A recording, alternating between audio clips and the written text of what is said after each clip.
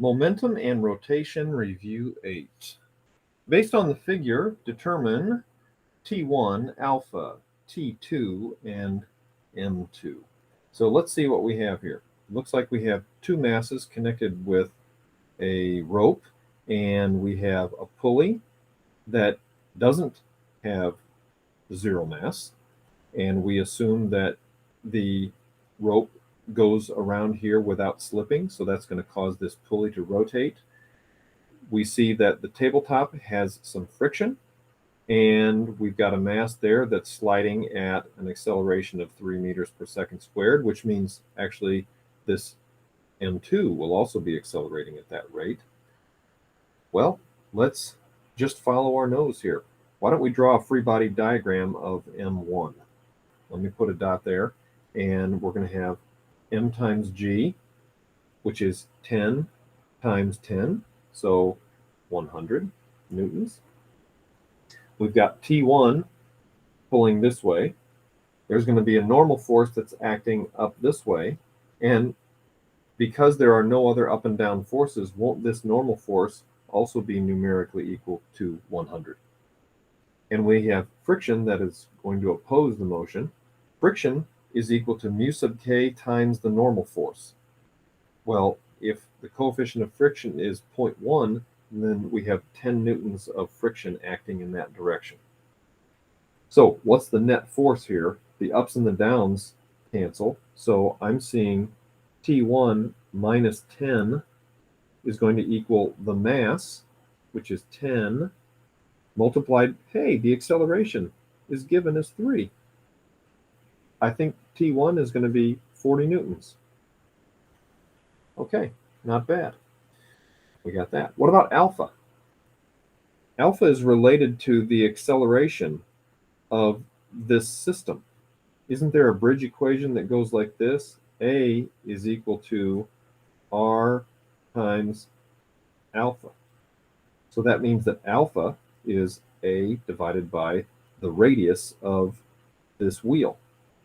So alpha is A divided by the radius, which I think is going to be 3 divided by the radius is 0.1. So how about 30? And what's the unit for alpha? Radians per second squared. All right, so far so good. Well, what now? How about we draw that pulley system, and we have T1, which we decided was 40 newtons, trying to pull that way, and then we have T2, which is going to be larger, pulling that way. And this thing has a radius of 0.1 meters. So let's use Newton's second law for rotation here.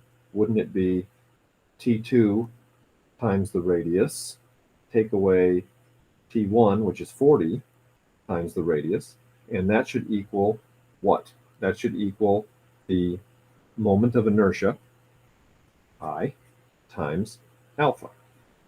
Nicely, we're told here that the moment of inertia is 0.1. So we can change that quantity to 0.1. Alpha, we just decided, was 30. The radius for this pulley is 0.1, and that's going to be then 0.1 right there. So I think we can find T2 from this. So that's going to be 3, and that's going to be 4, negative 4. Put that on that side.